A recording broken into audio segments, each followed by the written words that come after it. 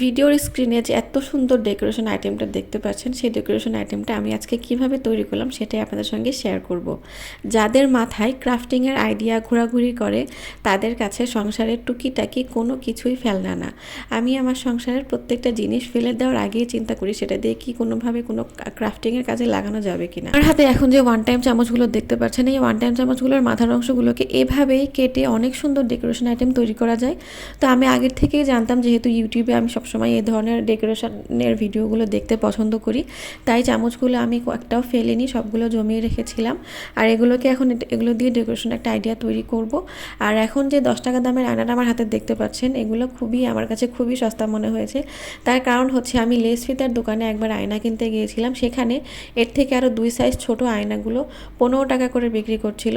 তো সেটা দেখে আমি আর কিনি নাই। তারপরে ভাবলাম যে তার থেকে আমার কাছে 10 টাকা দামের এই আয়নাগুলোই খুবই রিজনেবল।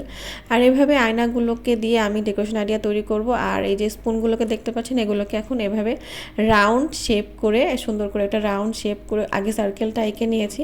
তারপরে এভাবে চামচগুলোকে গ্লু গানের সাহায্যে একটার পর একটা সেট করে দিব। তারপরে পেছনে আরেকটা লাইন করে এভাবে সুন্দর করে চামচগুলোকে আরেকবার সেট করে দিব। তারপরে এভাবে পুরোটা ফুলফিল করতে পারলে হয়ে যাবে। যে আমার কাছে সব একই রকম চামচ ছিল না, কিছু অন্য ধরনের চামচও ছিল, দেখতে পাচ্ছেন কিছু ওয়াটার কালারের চামচও ছিল। তো যাই হোক, কালার করার পরে কিছুই বোঝা যাবে না। তারপরে এভাবে আমি আয়নাটা সেট করে দেখছিলাম যে কেমন হবে। আর মাঝখানে যে উপরের যে বর্ডারটা, সেই বর্ডারটাও আমি সহ কালার করে নেব। আর এখন স্প্রে কালারটা দিয়ে দিলেই হয়ে যাবে ম্যাজিক। কালার করার পরে সব কিছু চেঞ্জ, একদম নতুন হয়ে যাবে।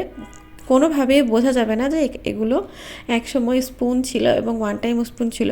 তো আপনারা কেউ চাইলে এই ওয়ান টাইম স্পুনগুলোকে কিনেও তৈরি করতে পারেন, যেহেতু এগুলো কিনতে পাওয়া যায়। কিন্তু আমি কিনিনি, একদমই বাসাতে জমানো চামচগুলো দিয়ে বানিয়েছি। আর এই আইডিয়াটাকে আরেকটু ডেকোরেটিভ করার জন্য আমি এখানে কিছু পার্ল ব্যবহার করব।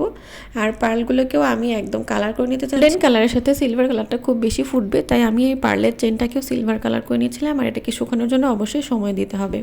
আর এখন এই মাঝখানে আয়নাটা সেট করে ফেলতে পারলেই কাজ শেষ। তো ভিডিওতে দেখতে অনেক ইজি মনে হচ্ছে, যতই ইজি মনে হচ্ছে, কিন্তু এটা বানাতে আমার অনেক সময় লেগেছে, অনেক ধৈর্য সহকারে বানাতে হয়েছে। দেখতে সহজ মনে হলেও আসলে বিষয়টা এতটা সহজ না। ভিডিওর স্ক্রিনে আমরা অনেক কিছু শর্ট টাইমে দেখাই, কিন্তু সেটা বানানোর প্রসিডিউরটা অনেক বেশি বড়। তো যাই হোক, এভাবে আমি আয়নাটা সেট করে দিলাম। আর তারপরে এই পার্লের চেইনটা এখানে লাগিয়ে দিব।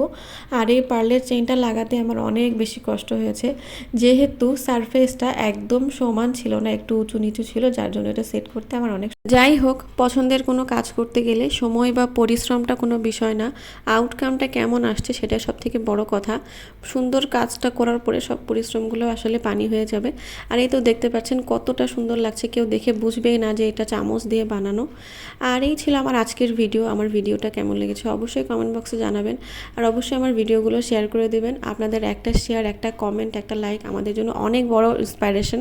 আমরা নতুন নতুন কাজ করার জন্য সাহস পাই, নতুন নতুন যারা আমরা ভিডিও বানাই। আর যারা ইউটিউব থেকে দেখছেন তারা অবশ্যই আমার চ্যানেলটা সাবস্ক্রাইব করে দিয়ে যাবেন। এই ডেকোর আইটেমটা আমি আমার ড্রেসিং টেবিলের উপরের এই ফাঁকা অংশে লাগাবো, একদমই কালার ম্যাচিং হয়ে গিয়েছে। আপনাদের কাছে কেমন লেগেছে অবশ্যই কমেন্ট বক্সে জানিয়ে যাবেন। আর এই ছিল আমার আজকের ভিডিও। দেখাবেন নেক্সট কোনো ভিডিওতে। সবাই ভালো থাকবেন। আল্লাহ হাফেজ।